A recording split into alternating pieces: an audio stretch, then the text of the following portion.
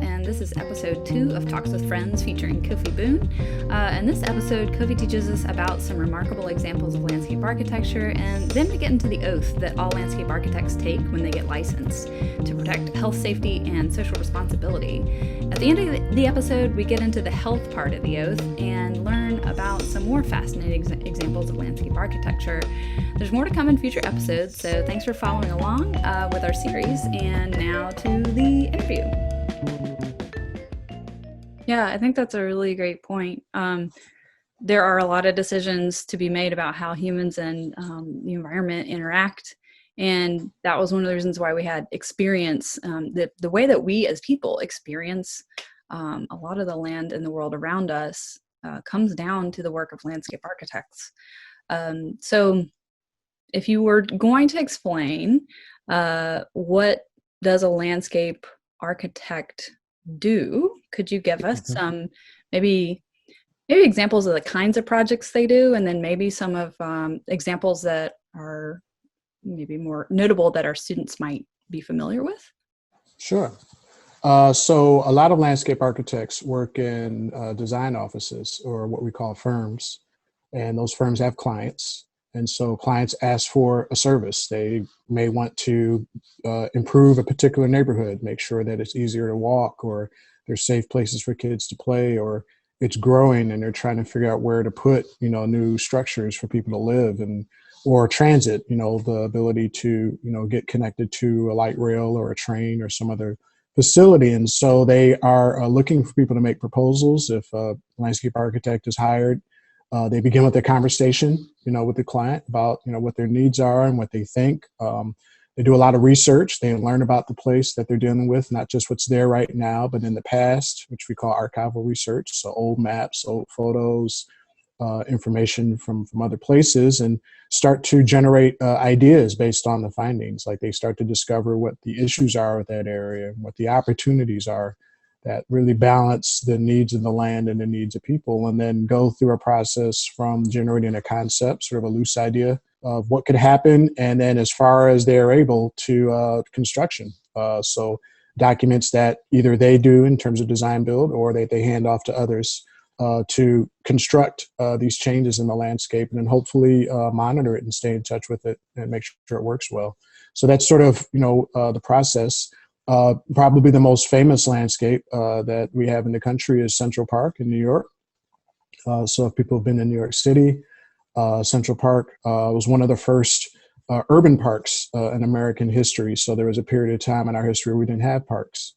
And so Frederick Olmsted and Calvert Vaux generated a master plan for the green sward, a 700-acre green space, and then growing New York City, which they envisioned in the fast-growing city being necessary for light and air and calm and relaxation and reconnecting with nature in a dense urban environment. And the success of that space was so profound that many other cities in America and then around the world started to look at the value of open space and green space in places where people live. And so that's probably our most famous work. Yeah, that's a great example. And it seems like something to really reiterate is that landscape architects work with people in the community. Like, it's very community based. It is, there are different ways of practicing. Some people will work on gardens, and work on people's yards. And, that's a perfectly legitimate way of working, in which case you're just working with a family or whoever owns that particular property. But when you're dealing with public spaces, the streets, the parks, the places we all frequent, it's really important to get to know the people that are using those, or that rely on those, or that need those places, so that when you design things, they're appreciated, they have meaning. They're durable, like they're resilient, they can hold up over time. And the great thing about landscapes is that they only get better, they grow. So usually when something goes in, that's really the worst it's going to look. If you're successful, 7-10 years down the line, it's going to be great. So we're a very future-oriented profession. Yeah, that's been something. I mean, incidentally, there are several projects that go on campus. Our landscape architecture master's students have had some actual design build studios where they have installed new landscape designs. They've redesigned certain corridors and spaces on our campus, And it's been Mhm. interesting to see them year after year, how the plants come in. And I'll occasionally even like take a picture years after a graduate student has moved on and text it to them like, here's how this plant's grown. Doesn't it look great? Um, Right, exactly, yeah, exactly. so that's really cool. Um, what other kinds of remarkable examples have we thought about out there in the world? I know about I don't know how you feel about Millennium Park in Chicago, but that's one of my favorites. Millennium's cool.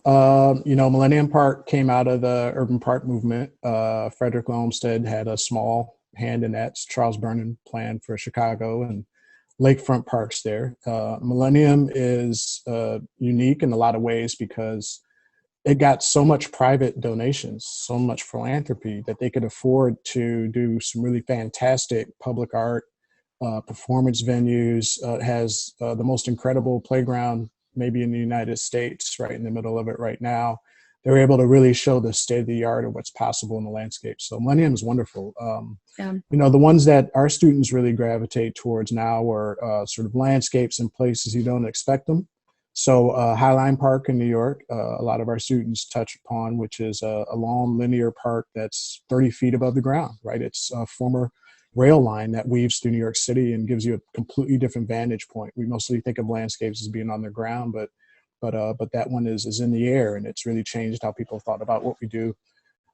And some of the ongoing work with resilience and protection from flooding in New York City as well. There's a very well-known firm called Scape, led by Kate Orff, and they've been experimenting with oyster texture, which is growing oyster habitats that are designed to not only provide food and help with the economy and oyster farmers, but also protect the New York shoreline from floods. So even underwater, there's landscapes underwater, there's landscapes in the air, and of course there's landscapes on the ground. So there's some really interesting stuff happening around the world.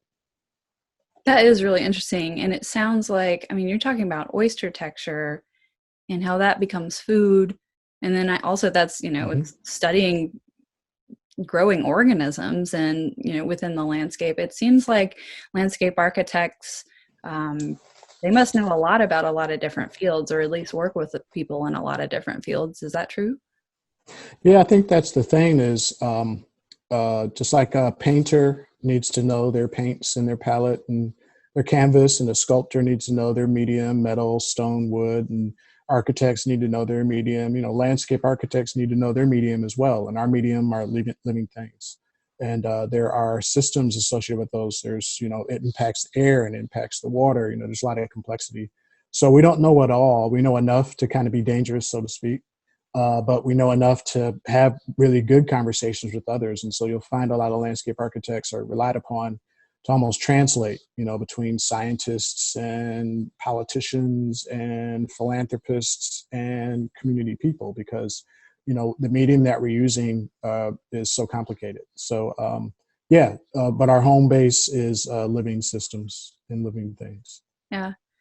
And it seems like the landscape architects hold a lot of responsibility as well, and that there's a lot of possibility of doing a tremendous amount of good, and then also potentially doing a tremendous amount of bad, or not doing good, missing opportunities. So you and I had talked about some like polarized examples, um, Yeah. like good landscapes versus bad landscapes. Yeah, and I hate to judge, but we're at that point now. That's my words. I'm my shortcoming of how to say it. No, it's fine. I think that we started out by talking about landscape and an environmental problem solving experience, Yes. and so kind of to come back around, if you decide to move towards landscape architecture and become a licensed landscape architect, it's a licensed profession, not unlike architecture and engineering. You put your hand on your book of worship of choice, and you swear to protect health, safety, and welfare. Welfare, in current terms, we start to think about as more a social responsibility. So the fact that what we do also doesn't just have an environmental and ecological mission, has a social mission. So, going through the list, health, of course, is something that's important to all of us. And we're all very cognizant of it now because of COVID and other issues. It's revealing a lot of opportunities that landscape architects have kind of seized upon. So, For example, there are some streets, maybe in your hometown or wherever you're from, that are very narrow, right? And you want to practice physical distancing, but there just isn't enough space to walk and be separate from others and still feel safe when you're out.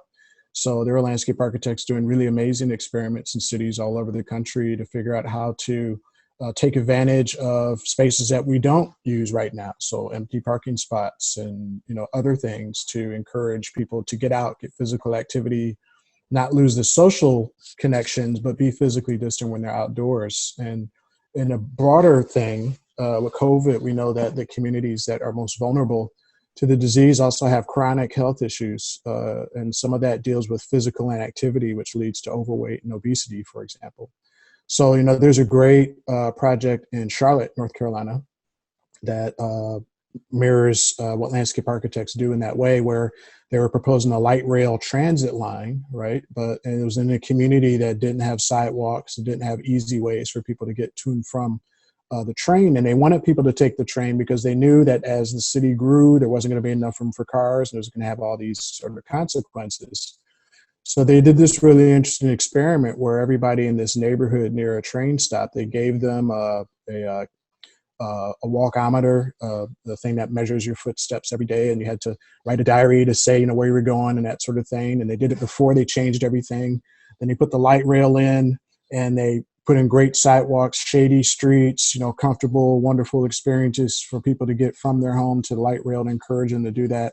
And they found that just by doing that, everybody's BMI, or body mass index, went down.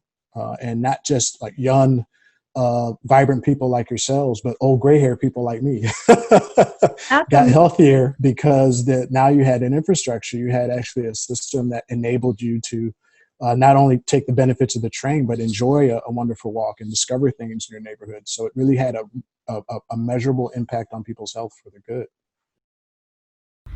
Next time on Talks with Our Friends. Safety is, of course, a concern for everybody. And we think about safety, for a lot of people that triggers crime, and of course there are landscape architects who work with crime prevention through environmental design. There actually are guidelines that help people understand the cues that people pay attention to, so, is a space well lit at night? Are there clear views from wherever you are to where you want to go?